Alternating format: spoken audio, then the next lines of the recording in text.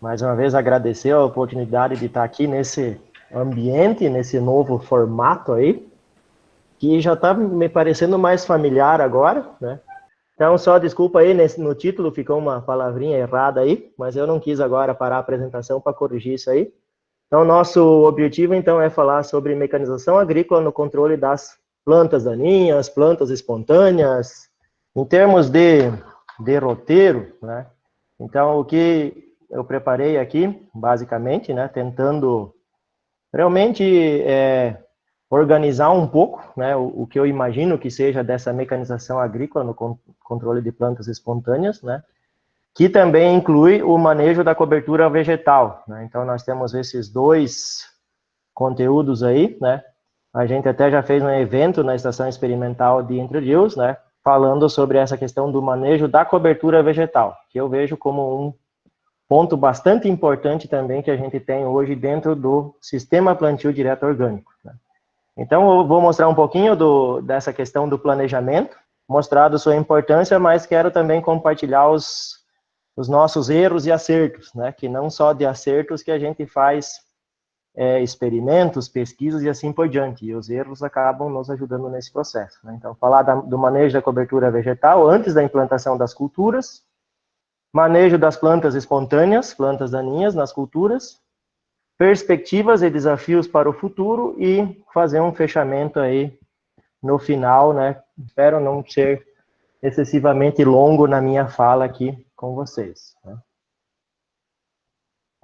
Só para contextualizar um pouquinho, né, quem que é a UniOeste, né, a questão das universidades estaduais no Paraná, né? Então, a UniOeste é uma das irmãs aí, né, das universidades, que tem o EL, o EM, o EPG, o Unicentro, o EMP e o Unespar, né? Então, tem a UniOeste e a UEMP participando aqui, né, desse projeto, né, que está resultando nesse curso.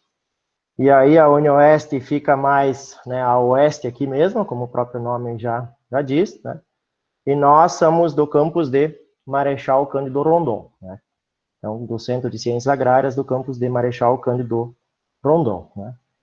Eu me arrisquei aqui a citar alguns parceiros apoio, porque eu acho que já foi muito comentado isso, e realmente é fundamental, né? Se a gente não tem esses apoios aí por meio de projetos ou mesmo de parcerias, como nós temos aqui a Itaipu, os projetos que a gente aprovou no CNPq, Ministério da Ciência e Tecnologia, Prefeitura Municipal de Entre Rios, CAPA, Guebana, IDR, né, que é o IAPAR, né, IEMATER, né, a UTFPR também sempre está nos socorrendo aí, né, a pós-graduação em agronomia, que está começando a se envolver no processo aí também mais diretamente da agroecologia, né, e se eu esqueci alguém, desculpe, mas esses projetos, tudo isso aí é fundamental para que a gente consiga avançar, né.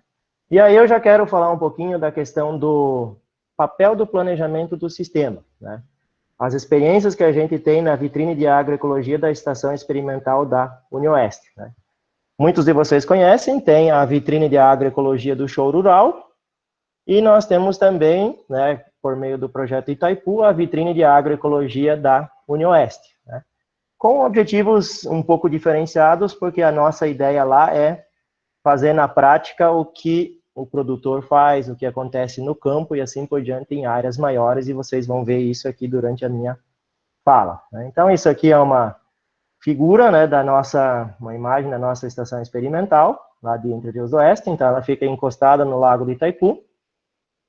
Então nós temos a parte das construções lá de apoio, e essa parte aqui, então, basicamente é a área de agroecologia. Então isso aqui era em 2018, né, a vista que a gente tinha em dezembro de 2018, quando a gente fez o 5º dia de campo da agroecologia. Essa aqui é uma divisão dos talhões que a gente adota lá no manejo da nossa área, né? Então, depois que a gente alinhou bem essa questão do planejamento, num grupo de professores, né, que, além de mim, fazem parte a professora Wanda, a professora Edileuza e o professor Neomárcio, né, que diretamente estão envolvidos aqui com esse trabalho. Então, a gente tem toda uma divisão em talhões para fazer um sistema de rotação de culturas, e assim por diante. Então, até julho de 2019, nossa área era assim. Tinha na parte de baixo ainda um talhão convencional, que a gente até usava para efeito de comparação de manejos, e aí nós já fizemos uma mudança aí, né? Já conseguimos ampliar a nossa área aí, então reorganizando os talhões para ficar melhor o manejo mecânico, a mecanização em si, e também para não termos um número excessivo de talhões, porque isso dificulta o nosso planejamento de culturas e as atividades, porque muitas vezes somos nós mesmos que temos que estar lá no campo fazendo as coisas acontecer, né? Então, esse é o novo formato dos talhões. Então, essa área toda aqui que está da agroecologia hoje envolve 10 hectares na nossa área, né? E já temos uma reserva aqui do lado direito para ampliação futura. A gente tem todo um sistema de rotação de culturas que a gente adota em cada um dos talhões. Então, teve uma sequência até, né, a safra de 2019, e aí, a partir de então, com reorganização dos talhões, a gente está seguindo esse planejamento, então, que segue abaixo, né? Então, só para vocês terem uma ideia de como que a gente se organiza lá, né? Esse último ano foi muito desafiador, porque com essas questões de seca, né, nós tivemos que rever várias vezes nossos planejamentos, porque prevemos milho safrinha, não foi possível semear, feijão também, a gente teve que ir se adequando aí, mas isso faz parte do laboratório de céu aberto, que é uma área agrícola desse tipo.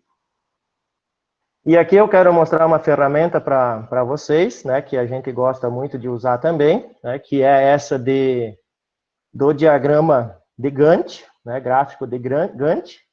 Ele é muito utilizado em projetos, né? Então, se vocês procurarem por softwares de gestão de projetos, ele é muito utilizado para acompanhar a evolução das tarefas, para ver se as metas foram atingidas e assim por diante. E tudo aquilo que o professor Paulo já falou e os demais, né?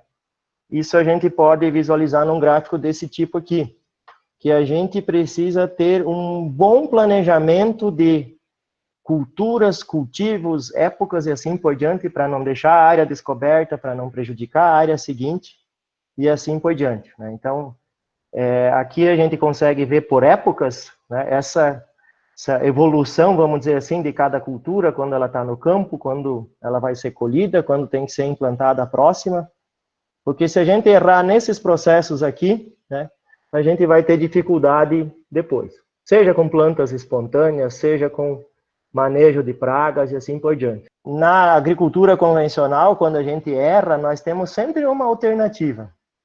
Mas na agricultura orgânica a coisa é mais difícil. E aí a gente não tem muito por onde sair, pelo menos no atual estado da arte que está a tecnologia que a gente tem disponível aí, né? Então, só para mostrar que esse planejamento é fundamental, né? Então, essa aqui é uma ferramenta, existem outras como planilhas e assim por diante.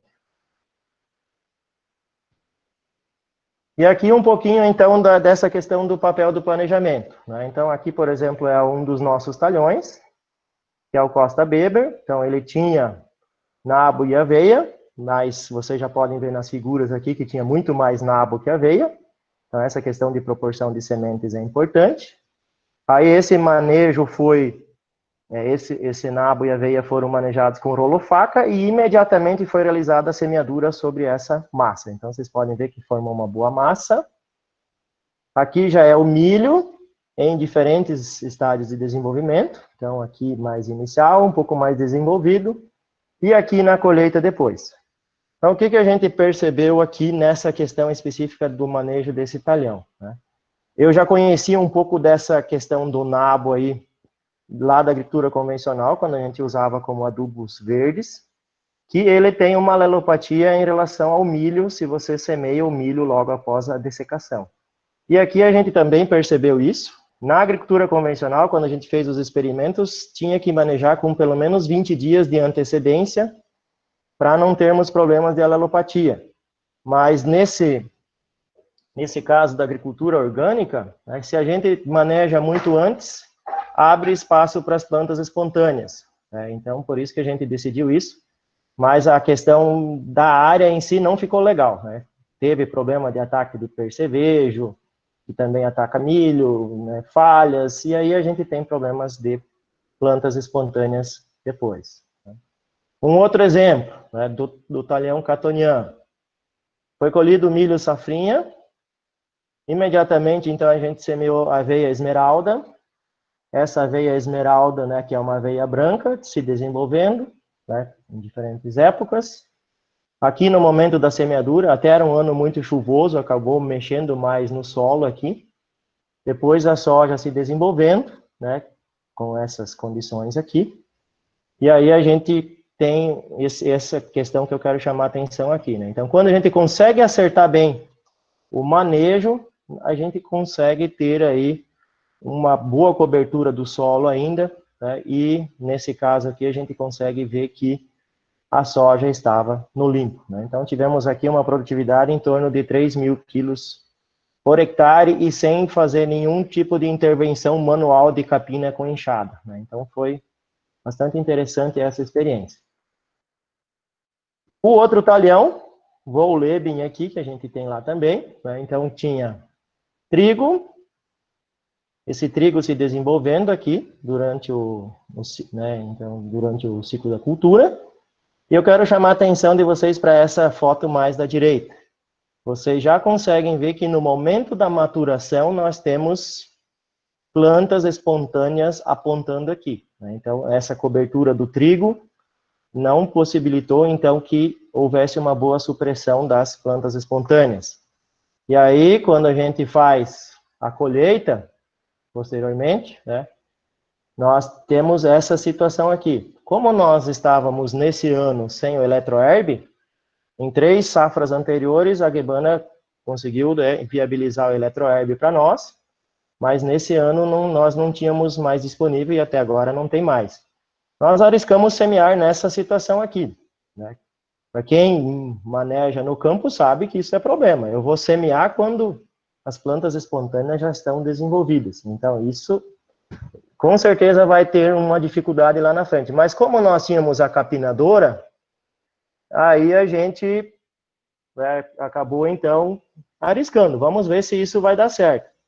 Porque, né, é a realidade do produtor, se não tem opção, vamos ver se isso funciona. Então, aqui na hora da semeadura, alguns dias, né, depois, na emergência, aqui a gente passou a capinadora, então, que depois vou mostrar alguns vídeos ainda, né?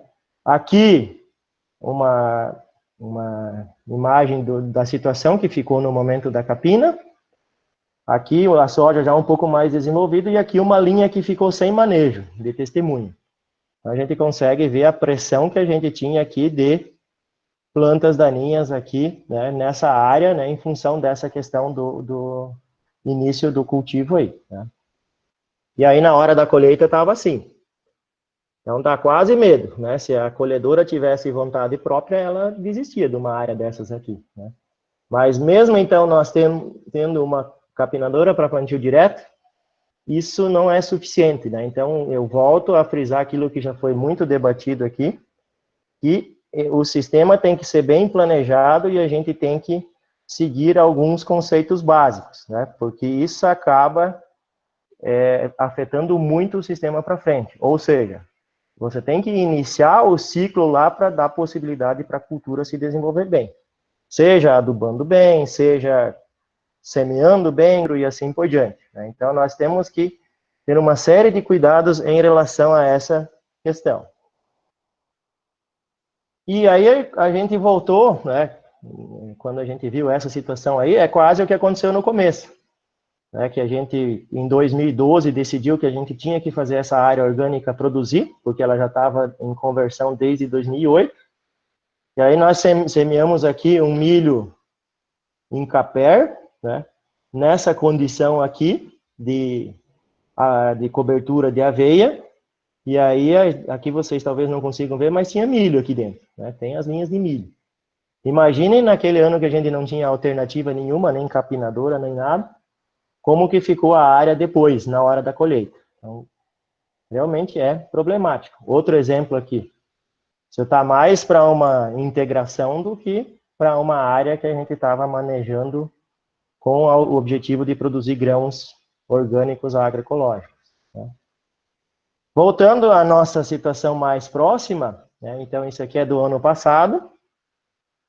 Então, a gente colheu a soja e o milho. Então, isso aqui é onde foi colhido aquele milho que eu mostrei agora há pouco. E aqui onde foi colhido a soja. Por uma questão de organização, disponibilidade de sementes, a gente não conseguiu semear isso logo na sequência.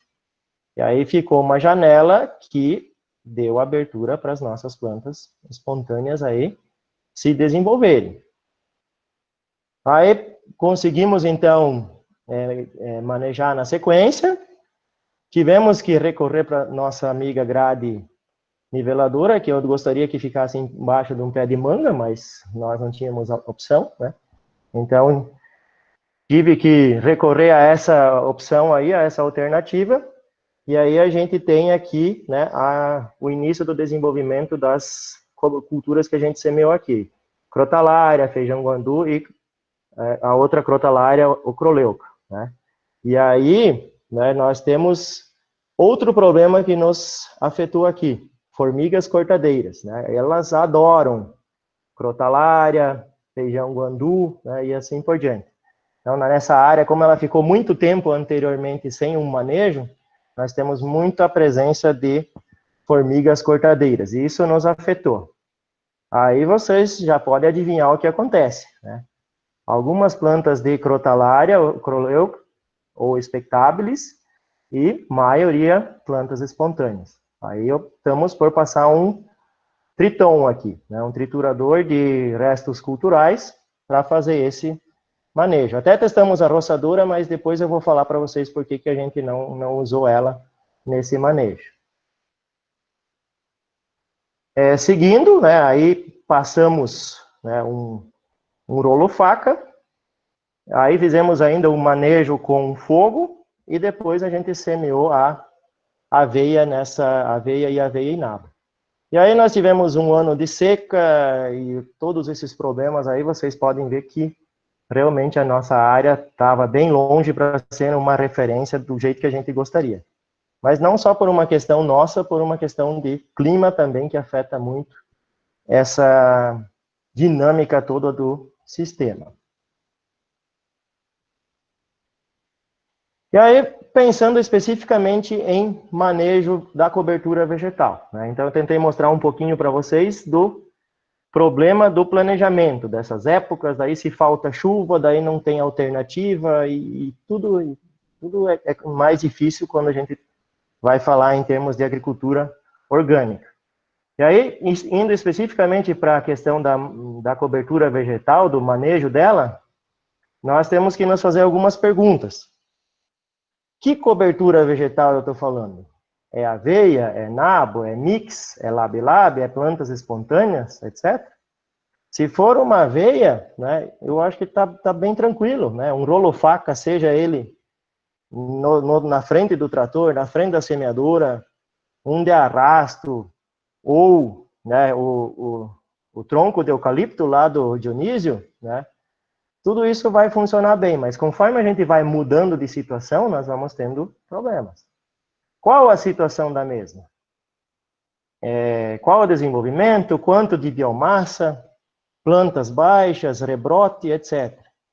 Quais as opções existentes e quais têm-se disponíveis? Se a gente procurar na internet, nós vamos achar muitas vezes opções disponíveis aí, mas existem, ou melhor, existem opções, mas elas estão disponíveis? Qual a melhor estratégia? Então, eu vou tentar conversar um pouquinho com vocês sobre isso. E aí, uma primeira aí, né, é o nosso antigo rolo faca. Já foi muito utilizado, um tempo ele ficou de fora, e aí agora, né, nessa logística aí, da dinâmica do plantio direto orgânico, ele passa a ter um papel importantíssimo, porque eu vejo que é a nossa principal opção e mais eficiente para manter a cobertura vegetal. Então, essa figura de cima aqui é o milheto na nossa área agroecológica, e aqui eu acho que vocês conhecem, né, onde que é isso, né?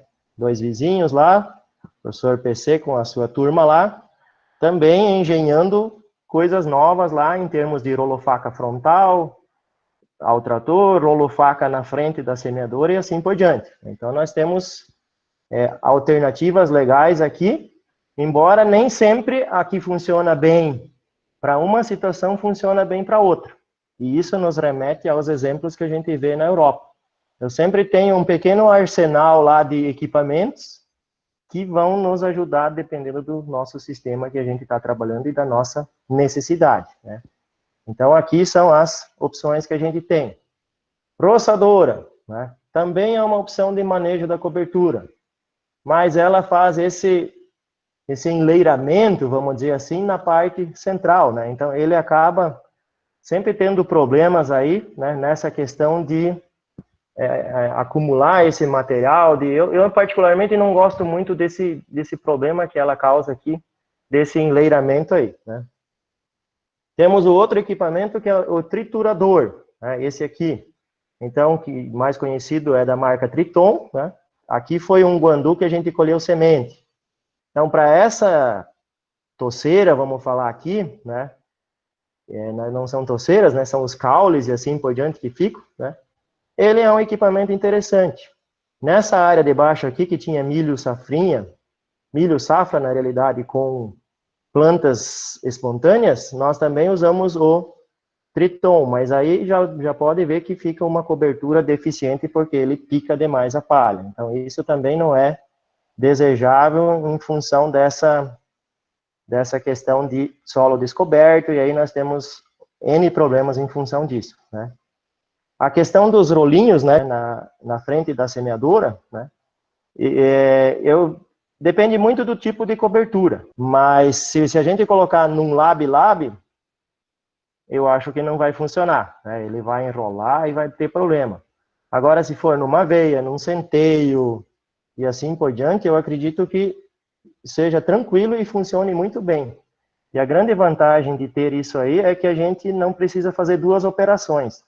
A gente percebeu na estação experimental lá em Entre Rios, a gente manejou com rolo-faca antes dessa chuva que teve esses dias e um pouco depois. E um rolo-faca que nem esse que a gente tem, de 1,80 m de largura, você precisa trafegar muito na área e isso é um problema de compactação do solo também. Então, se a gente conseguir fazer tudo numa operação, é bem mais interessante, poupa tempo e a gente compacta menos o solo fazendo esse tipo de estratégia. Mas não vai funcionar para todas as situações, né? Outra opção que a gente tem, EletroHerb, equipamento fantástico, né? Eu acho que é o que mais se aproxima da dessecação química que todo mundo está acostumado, né? Porque pelo sistema de funcionamento dele, né, utilizando eletricidade, ele acaba passando essa eletricidade pela planta e até o rebrote da planta fica mais difícil. Então, é uma estratégia muito interessante, um equipamento muito bom. Pena que a gente ainda tem dificuldade de acesso, de disponibilidade e assim por diante, mas é um equipamento interessante aí, e se houver uma evolução nos próximos anos, eu acredito que seja uma boa opção que a gente tem aí para realmente viabilizar o plantio direto orgânico em anos difíceis, que são anos com pouca chuva, pouca biomassa e assim por diante, né? Conseguem ver o vídeo aí? Isso aqui é um manejo com EletroHerb sobre centeio rolado na nossa estação experimental. Então, esse é um exemplo, né, de manejo. Houve um pouco de rebrote do centeio, então essa estratégia aí do EletroHerb pode ser uma alternativa bem interessante. Outro exemplo, isso aqui, né, só para chamar a atenção de vocês, eu filmei assim já de noite, como ele vai emitindo essas descargas elétricas. Se vocês repararem nos discos ateradores, nós vamos ter também, né, faíscas em função desse circuito elétrico que é formado aí, né? Então, só para vocês terem uma ideia que de dia a gente não vê isso, mas à noite isso aparece nítido para nós. Aqui é uma outra estratégia que, né, junto com Márcio, Algian e demais, a gente também já pensou nessa opção, de usar a capinadora como estratégia de manejo da cobertura vegetal. Então, se eu não tiver uma alternativa, eu vou tentar usar essa capinadora aí, né? Então, seria uma opção, né? Realmente, né, o EletroHerb, em termos de eficiência de manejo, é muito bom, mas essa largura de trabalho dele, né, isso acaba realmente dificultando muito. Você precisa trafegar muito na área, e nem sempre você consegue fazer esse manejo numa situação de menor umidade, e se tiver pouca umidade, ele não funciona bem, por conta da questão da condução da eletricidade, então isso é um problema desse equipamento aí, né? Mas acredito que seja possível, se o desenvolvedor tiver interesse, que isso não seja difícil de resolver. Essa capinadora, então, a gente usou no ano passado, como aquela aveia não se desenvolveu e apareceram plantas espontâneas, nós acabamos testando ela. Então, se a gente olhar aqui, né, razoável, manteve uma boa cobertura, aqui já um pouco menos. Aqui nós temos um vídeo, né, aí com guanchuma, né, palhada, solo seco, né. Não é uma coisa que a gente gostaria de fazer, mas a gente acabou fazendo em função da falta de opção que a gente tinha aí, né, para estar fazendo esse manejo, né. Para não usar grade niveladora, a gente fez esse manejo, mas, né, no final, né, não teve um grande impacto, vamos dizer assim, nesse sentido de a gente ter uma manutenção da cobertura melhor sobre o solo. Grade niveladora, já foi comentado também, uma opção, né? Revolve muito o solo, né? Então não é interessante esse equipamento, né? Em situações aqui na região onde tinha soja, até problema de erosão apareceu, da grade fechada em alguns tipos de palhada, pode até ser uma boa opção quando a gente não consegue semear legal em cima disso. E aqui é, por exemplo, uma situação de nabo e aveia, né, que estava dessecado, nesse exemplo quimicamente, mas aí a grade niveladora surgiu como uma opção de acamar esse material. Mas fora isso, bastante restrição de usar esse equipamento aí, e quando a gente revolve o solo, a gente acaba, então, oxidando matéria orgânica, interferindo na microbiologia do solo, né? Então, temos que fugir dessas estratégias. Testamos também fogo, né? Flamagem, que é muito comum na Europa, outros países, né? Já foram feitos trabalhos no Brasil, né? Aqui, então, esse equipamento está aqui na Unioeste hoje para a gente fazer testes, né? Por intermédio do professor Marcos Roberto da Silva, né? Lá da Universidade Federal do Recôncavo da Bahia. Então, nós fizemos testes aqui para avaliar a viabilidade desse equipamento, né? Falar em sistema plantio direto, orgânico, junto com fogo, né, no mínimo é contraditório, se a gente analisar friamente. Porque com uma palhada que a gente tem lá, vai sobrar o quê? Nós vamos incendiar tudo, né? Mas a gente tem N situações, né? Desde situações em que não tem massa seca, né? Que a gente gostaria de ter, mas pode ter situações que não tem, que ainda é um plantio direto mais novo, iniciando. Até situações em que tem muita palhada, e aí realmente isso não vai funcionar. Mas a gente está buscando alternativas porque tem poucas, né?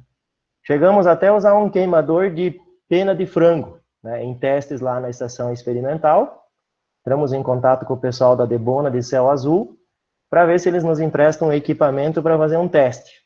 E aí, nessa condição aqui, funcionou bem até, só que ele não tinha potência para esse tipo de trabalho. Esse equipamento aqui é muito mais potente e o tipo de chama dele chega a 900 graus, né? Então tem um potencial muito melhor. E aqui foram, então, os testes que a gente fez no ano passado, né, em julho do ano passado, onde a gente utilizou espaçamento de 30 centímetros entre flammers, andamos com o trator a 3,95 km por hora, 4,78 e 5,7.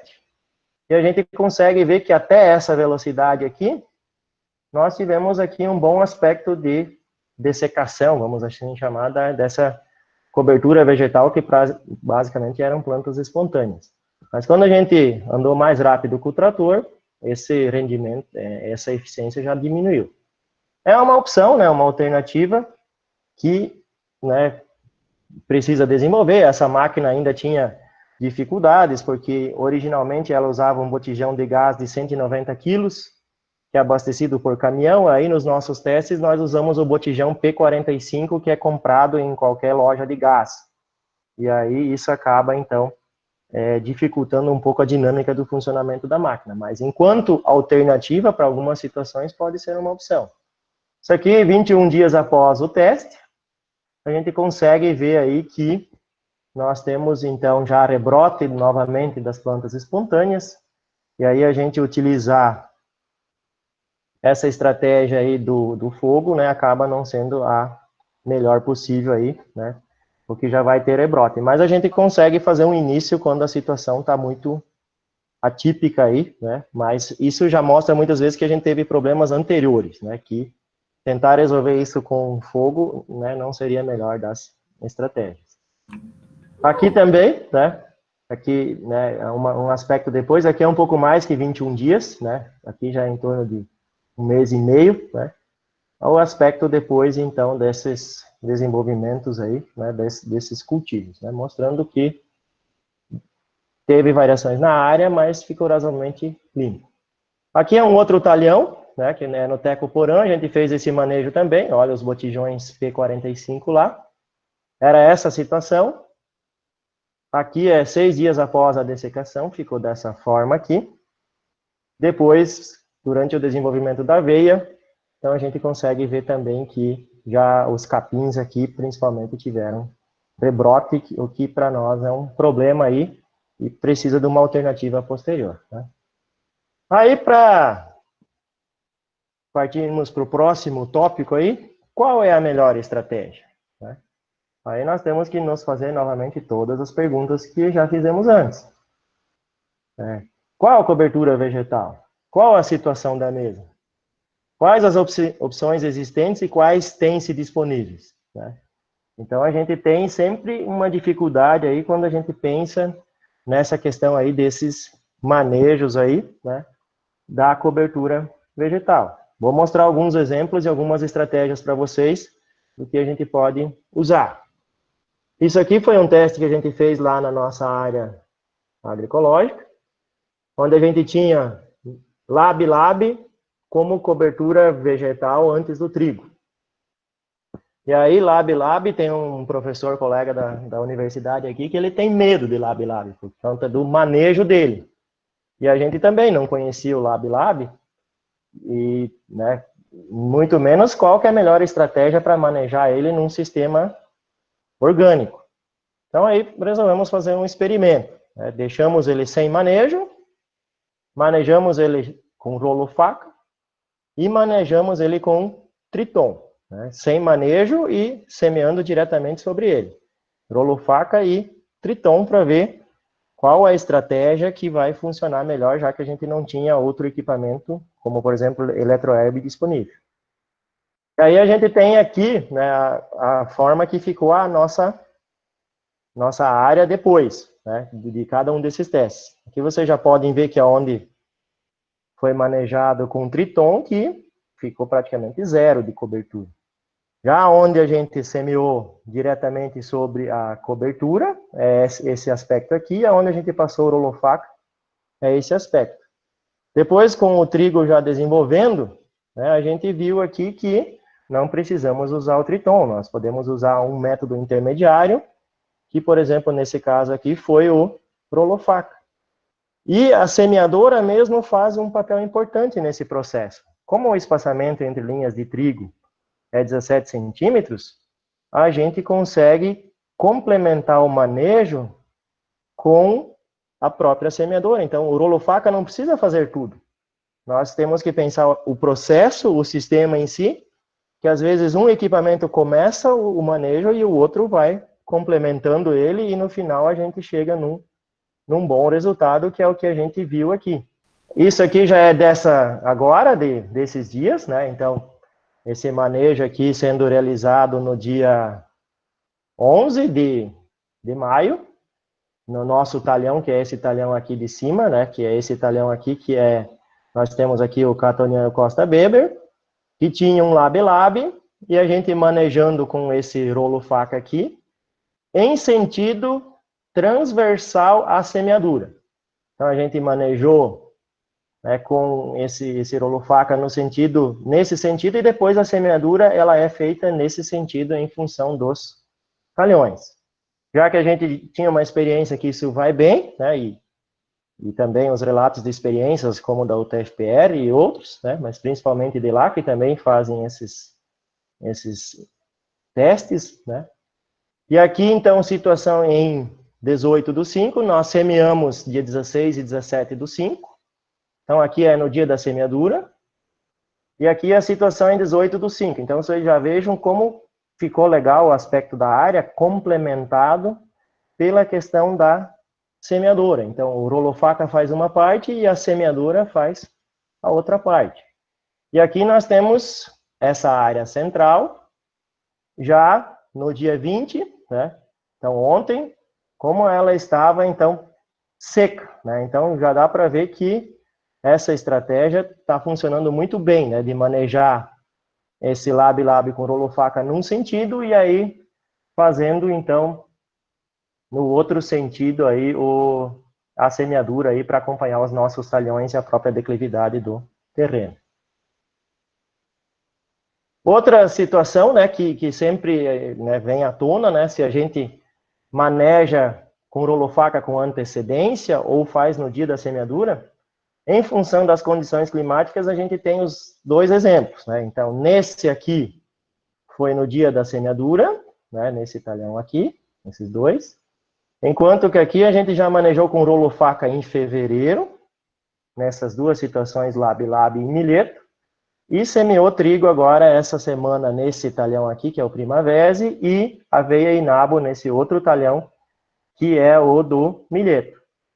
Prestem atenção na quantidade de palhada que tem nesse talhão aqui, que é o Wohlleben, que o milheto foi manejado em fevereiro. Então, se eu não me engano, dia 14 de fevereiro. Né? Então, ainda uma manutenção espetacular de palhada, e tivemos muito pouca emergência de plantas espontâneas. Algum amargoso, que ele não é muito seletivo aí, né? Ele acaba aparecendo, mas ainda uma boa massa cobrindo o solo, e isso foi em fevereiro, então nós temos aí um bom intervalo de tempo aí, desde o manejo até agora, né? nessa situação aqui, né? Então, aqui no milheto a gente vê que tem uma cobertura ainda muito boa, enquanto que onde tinha o lab-lab, a coisa já não é mais assim. Nesse período, já temos o solo bem menos coberto, mas ainda está com uma boa cobertura.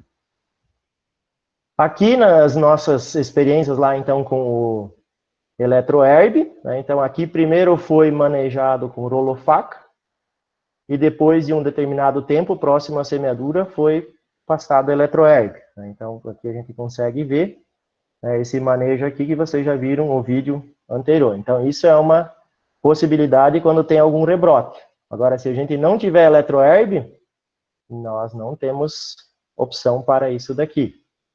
E aí, quando é trigo, aqui no caso foi uma aveia colhida, então ele é uma boa opção para isso daqui. Ou também nessa situação aqui, onde a gente teve triticale e que não conseguiu se desenvolver bem. Então, a gente passou o rolo-faca, mas um rolo-faca com pouca biomassa não funciona bem. Então, essa é uma dificuldade que nós temos quando as condições climáticas, a própria cultura, acaba não nos ajudando muito. Né? Só voltando aqui para... aqui a gente teve que manejar o centeio justamente em função dessa questão de época de semeadura e época da semeadura da soja. Então, nessa época, nesse período, a gente ainda não estava tão atento a isso. Nós semeamos o centeio muito cedo, e aí nós tivemos que manejar ele com rolo-faca antes da hora, vamos dizer assim, de semear a soja, e aí acabou dando espaço para rebrote. Se eu já tivesse semeado logo na sequência do rolo-faca, provavelmente esse centeio não teria sido um problema.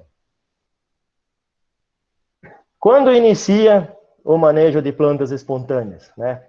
Indo para o outro tópico que a gente vai conversar. Então, basicamente, né, é toda essa questão de planejamento dos cultivos com rotação e épocas precisas. Né? Então, volto a frisar esse aspecto que já vem sendo conversado bastante. manejo eficiente da cobertura, o que não necessariamente significa tudo seco, ou no branco, como eu já ouvi falar também, na hora da semeadura. Podemos semear no verde. Algumas culturas, isso é muito interessante, porque acaba reduzindo esse espaço que as plantas espontâneas podem se desenvolver. Né? Então, é distinto dependendo da cobertura que a gente tem. E usar boas estratégias fitotécnicas. Né? Então, hoje o professor Pedro, né, abordou isso aí, né, que é a questão da época de cultivares, ele comentou da densidade e boa distribuição de plantas, né? Tudo isso é importante. Nós temos que ter cultivares que fechem logo, que se desenvolvam bem, bem semeadas, para a gente ter um bom sistema aí. Senão não adianta nada todas as outras estratégias que a gente usou, e aí nós vamos estar perdendo esse tempo na sequência, né? E outras que a gente poderia citar aqui ainda em termos de manejo. O próprio banco de sementes, né, é importante a gente conhecer qual é a dinâmica de plantas espontâneas que a gente tem lá e assim por diante. O que a gente tem disponível para, então, manejar essas plantas espontâneas aí nas culturas? Qual é a melhor estratégia? Então, novamente, gostaria de fazer essas 3 perguntas para vocês. Pessoal, eu deixei isso aqui poluído realmente para chamar a atenção de vocês, né? Quando a gente pensa em manejo das plantas espontâneas, né, quais as opções que nós temos? Daí nós temos que nos perguntar qual a região. E aí, se a gente olha na Europa, em solo preparado, tem o quê? 2, 3 máquinas, né? Vejam quantas nós temos aqui. Nós olhamos lá, nós temos N tipos diferentes, né? Por exemplo, essa da esquerda aqui, de baixo, é o tal do Aerostar, que quando me falaram dele, eu pensei, isso é impossível que isso não arranque a soja. E se vocês olharem aqui, onde ela passou, não arrancou a soja. E a soja foi semeada mais profundo, as plantas espontâneas são mais rasas, né? Então estão mais na superfície e menores. E aí, aqui então é esse Aerostar, aqui uma Rotary Hoe, capinadoras de diferentes tipos. Vejam o tipo de solo que eles têm lá. Muitas vezes com pedras, né, pedregoso.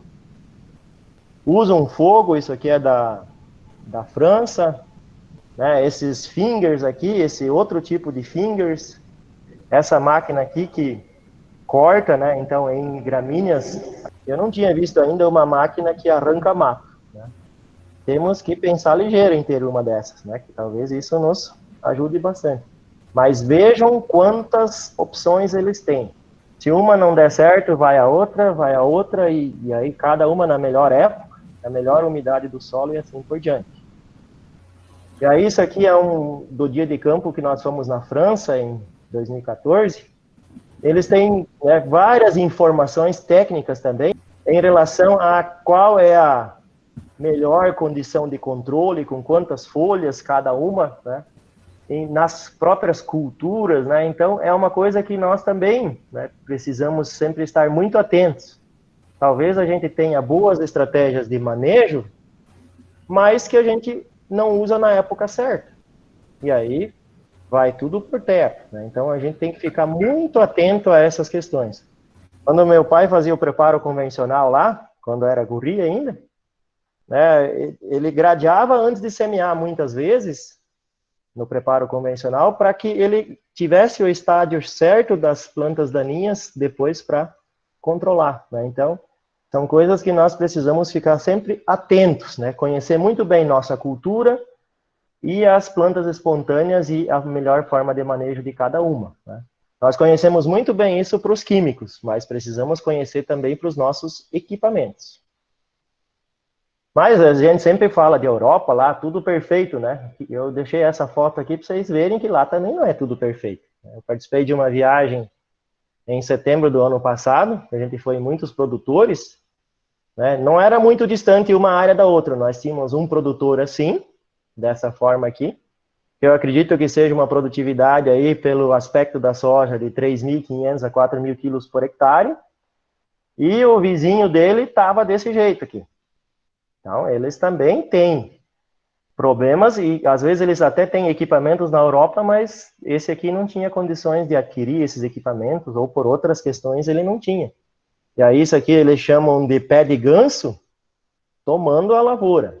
Se tivesse a máquina de arrancar o mato, talvez pudesse ajudar nesse processo aqui, né? Então, só para mostrar que não é só nós que temos problemas com plantas espontâneas. E quando a gente vem no Brasil para solo preparado? Vocês viram que o slide ficou bem menos poluído, né? O tradicional cultivador aqui com asa de andorinha, muito conhecido, e as rotativas, pelo menos eram esses dois aqui que eu conhecia principalmente. Devia ter outros, né? Mas basicamente era isso aqui. Então, isso para solo preparado. E quando a gente vai para o sistema plantio direto orgânico, né? Aí a gente já vê que as nossas alternativas ficam menores ainda, né? Nós temos aqui um projeto mais antigo, né? Já uma ideia brasileira aí, de usar os discos horizontais, que depois ajudaram a melhorar essa máquina europeia aqui, que era do convencional para o plantio direto. Ela passou a ter esses discos horizontais também, mas complementando sempre aqui, ó, os nossos ajudantes lá com enxada, né, retocando o trabalho dessas máquinas aí. Mas basicamente temos esse princípio de solução aqui e essa outra máquina aqui, que era uma roçadora de entrelinhas. Eu até liguei para o fabricante esse ano, por conta dos projetos aí, para saber o que aconteceu com essa máquina, por que não tem mais disponível. Daí ele me falou que ele vendeu em torno de umas 30 máquinas. Aí surgiu a soja transgênica, caiu a demanda muito. E além disso, teve problema com fornecedores aí, com revendas, que, né, acabou não tendo um bom pagamento aí. E aí ele desistiu do projeto. Mas um projeto fantástico, né? Que poderia nos ajudar muito, né? Descobrir um problema novo dela, né? Além de embuchar palha, tem problema com pedra, né? Esse eu não imaginava que ela tivesse. Mas, assim, as nossas opções, quando a gente pensa em sistema plantio direto orgânico, diminui muito, né? Em termos de estratégias disponíveis.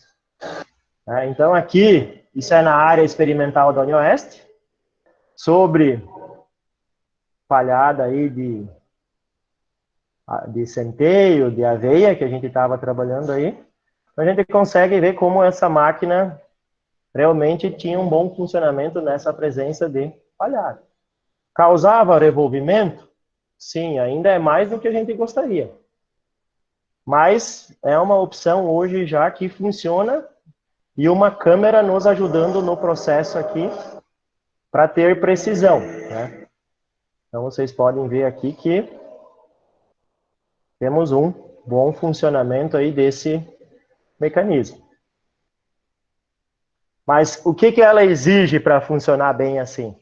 O solo tem que estar numa umidade boa, né? Senão a gente tem problemas aí com aderência de solo, aí começa a cobrir as plântulas e assim por diante. Outro exemplo, eu queria voltar só um aqui que eu já passei aqui. Esse. Só um pouquinho, apanhando aqui para a tecnologia. Esse aqui. Esse outro aqui sobre triticálio. Então temos opções aí, e se a gente juntar isso com o que o Jean já mostrou, em diferentes coberturas, em diferentes situações, né? Então temos um equipamento aí, né, para que a gente consiga estar fazendo o manejo. Mas, como já ficou evidente nas questões europeias, ela não vai funcionar em todas as situações, em todas as condições que a gente tiver lá na lavoura, né? Isso aqui, né, então, testes que foram feitos lá na nossa área também, alguns anos atrás, né, por intermédio da Debana, né, onde a gente testou esse sistema da CIU na época, para o controle das plantas espontâneas nas entrelinhas, em sistema plantio direto, né. Então, é o mesmo eletroherb, mas com um dispositivo na frente. o funcionamento foi muito bom, gente, né? Assim, em termos gerais, ele teve um pouquinho de problema de enroscar palha em função da resistência das chapas metálicas, mas funcionou muito bem esse dispositivo aqui. Pena que isso ficou nessa questão dos testes aqui só e não evoluiu para uma máquina de campo, né? Mas o princípio, ele é interessante também, mas precisa ser melhorado em termos de local, que nem o Jean já falou, aqui a parte da frente, muito longa.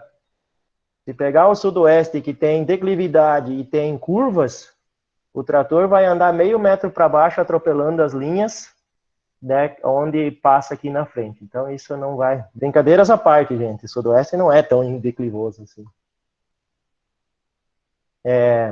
Outra tecnologia que vem sendo divulgada nos últimos dias aí é essa aqui, a tal da enxada elétrica, né? Se alguém quiser ver um pouquinho melhor, depois vai estar o link disponível aqui, né? Deixa eu até ver se eu consigo disponibilizar ele para vocês. É esse aqui o link correto.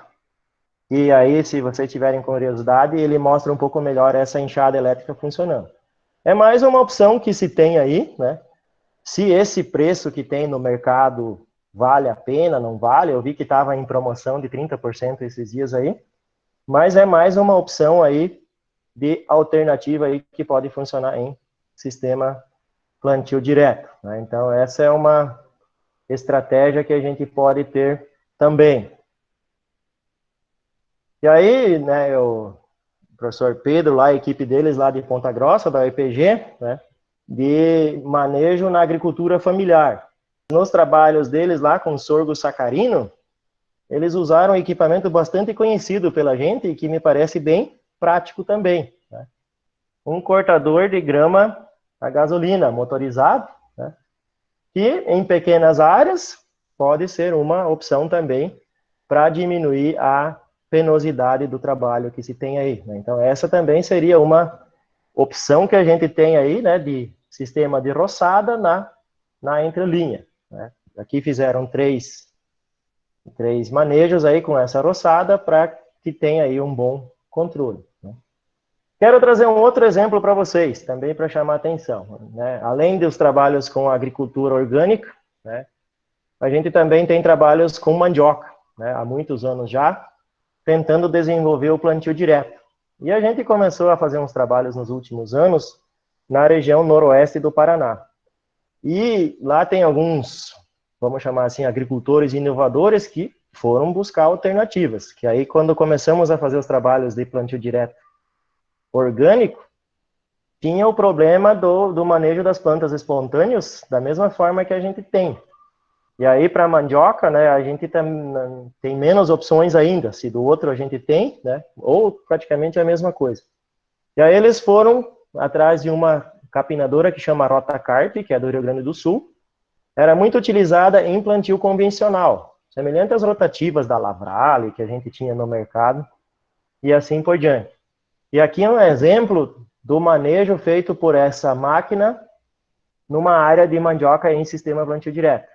Então a gente já consegue ver assim que o revolvimento é muito, né? A gente não gostaria desse revolvimento, mas se a gente pensar numa situação de lavoura com muita presença de plantas espontâneas, né, ter uma solução para não perder a lavoura de mandioca é muito importante até que a gente chegue na solução definitiva que atenda todos os princípios que a gente gostaria, né? Então, essa máquina aí, o jeito que ela era, ela não tinha estrutura para ela suportar o trabalho nessa condição aqui, mas o fabricante foi melhorando ela, aperfeiçoando, até que ela tinha estrutura para trabalhar nessas condições.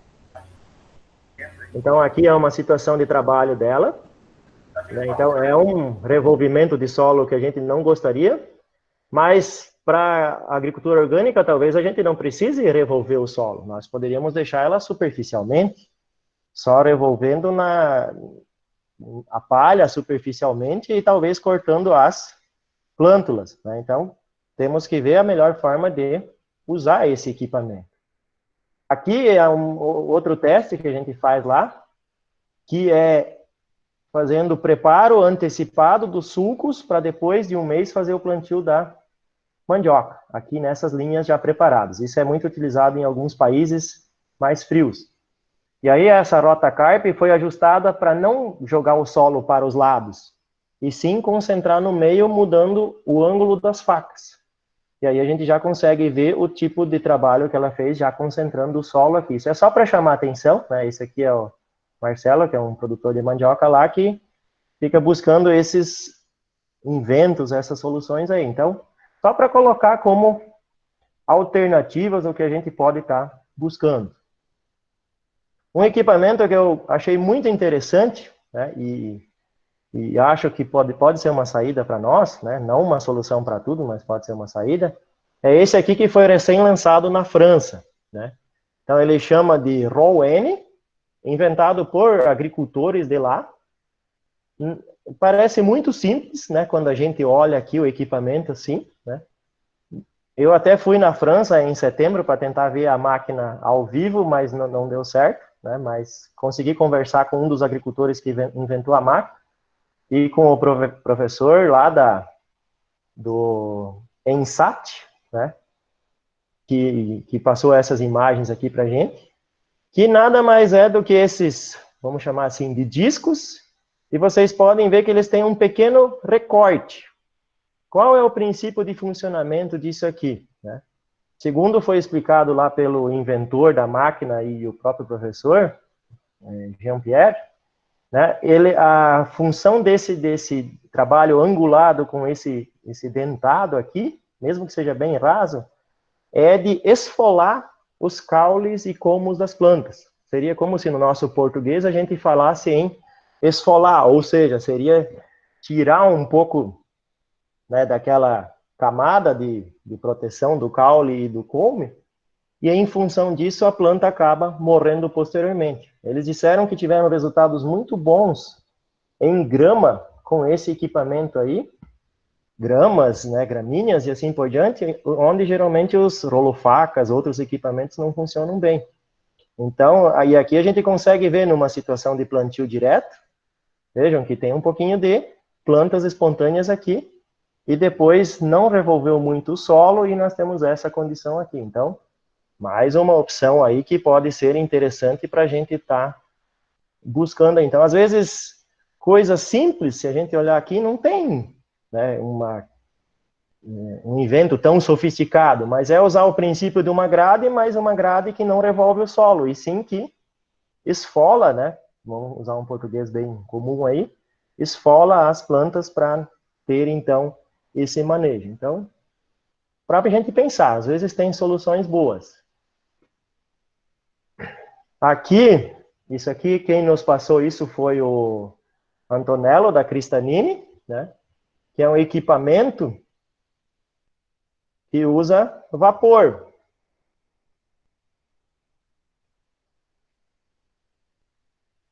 Utilizado aí na viticultura. Vejam, ó, até as plantas ele desvia. E a gente está importando uma máquina dessas, ela só não está no Brasil ainda por conta de problema com a Covid, né? Aí a Itália fechou lá, mas é uma máquina para fazer, é utilizada para esterilização de cisternas e assim por diante, que a ideia é adaptar ela para dessecar a vegetação de cobertura e também fazer o controle das plantas espontâneas nas entrelinhas, né? Então, é uma opção. Vejam essa outra. Com espuma, né? Vapor e espuma para manter o calor por mais tempo.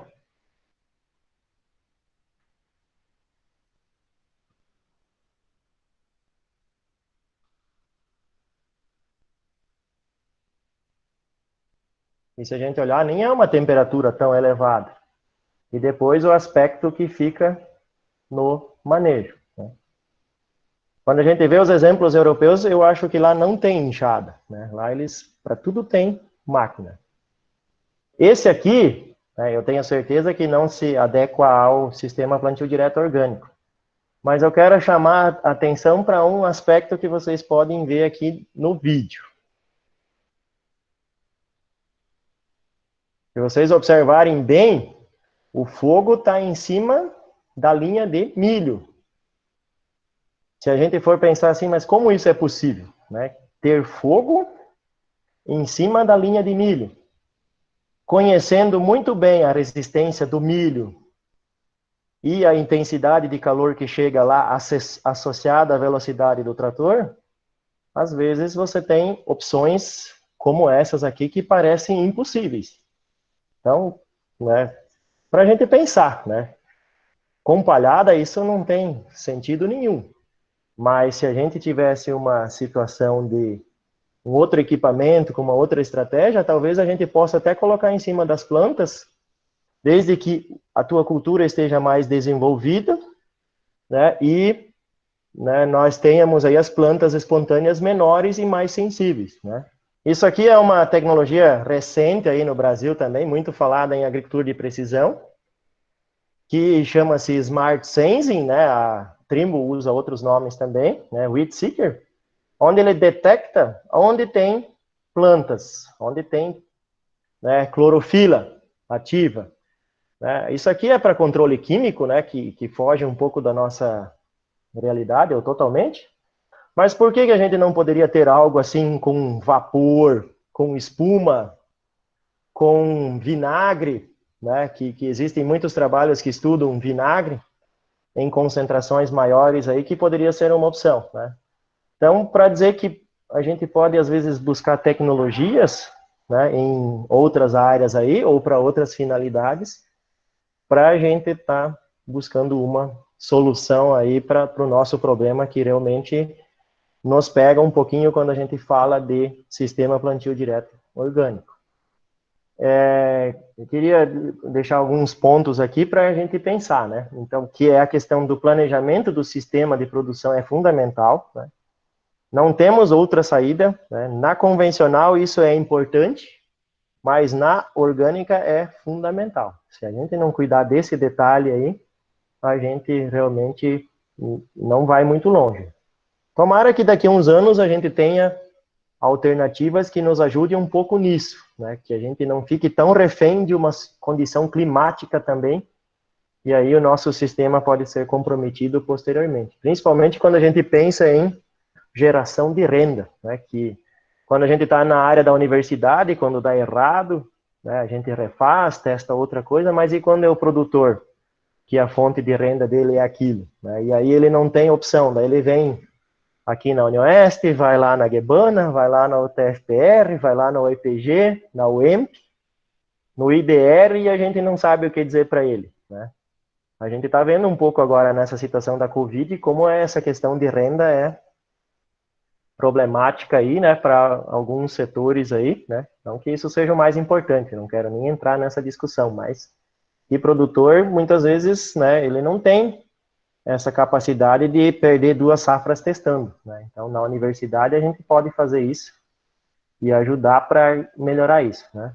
Gerenciar riscos que afetam o planejamento, falta de chuva, geadas, pois há poucas alternativas para solucionar erros, né. E quero incentivar cada um de vocês a ser um pouco mais pesquisador, né? A gente tem que testar, tem que, né, sair da nossa zona de conforto, né? Foi muito falado em quebra de paradigmas, né? Nesses 2 dias novamente, né? E é realmente isso, né?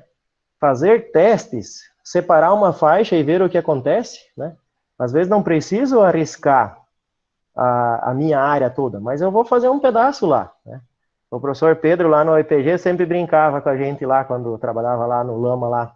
Vamos virar a máquina do avesso e vamos ver o que acontece, né? Eu estou exagerando, mas precisamos fazer isso, né? Precisamos enxergar as coisas de outro jeito, né? E sermos abertos a ideias novas, compartilhar ao máximo as ideias. Eu vejo muita gente aí, né, teve uma ideia aí, não compartilha, aí fica com ele e não vai para lugar nenhum também, né?